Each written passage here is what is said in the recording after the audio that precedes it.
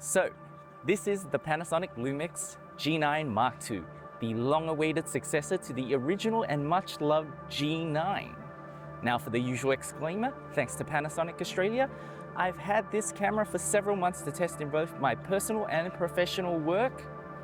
But as always, my opinions are my own and Panasonic have not had a chance to review this video before it goes up, so make of it what you will. This is not a technical review, but just a user experience over a long term.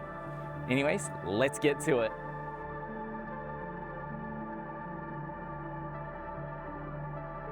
The original G9 was a coming of age for the brand, and it showed that Lumix was serious about it, presenting a true competitor to the Olympus OMD EM1 lineup, which was onto the Mark II by that point.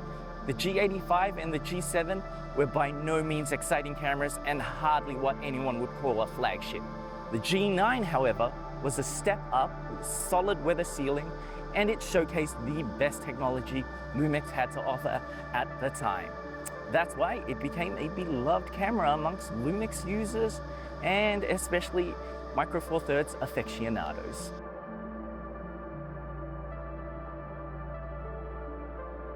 So the G9 Mark II arrived with both fanfare and controversy. It's like an artist with a stellar first album.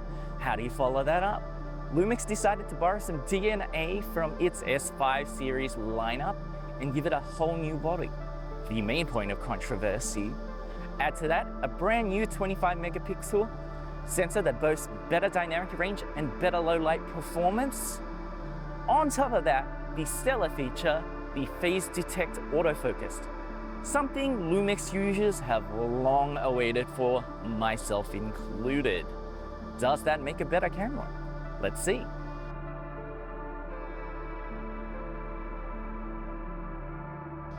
So, the brand new autofocus system is a real step up from the contrast system previously implemented in other bodies. For critical shots, it's a far easier task to catch them, and you no longer have to really worry about missing the shot. I think at this point, if you can't get the shot, it is more user error than camera error. Those are the hard facts, unfortunately. I've used it in both a professional setting and personal setting, and have always delivered what I needed.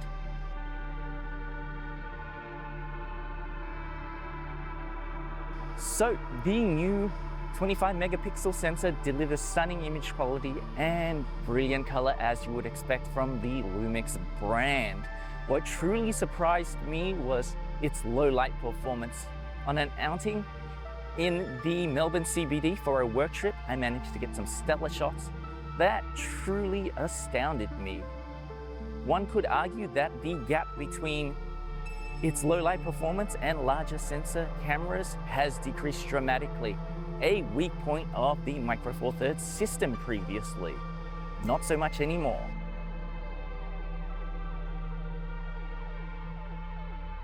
In terms of video performance, it's no slouch either. At time of release, it upset quite a few GH6 owners, delivering similar video performance with a much better autofocus system. For anyone who wants to create content or enjoys dabbling in video, it's a great camera to pick up for that fact. Especially if you're a hybrid shooter, you get the best of both worlds, really.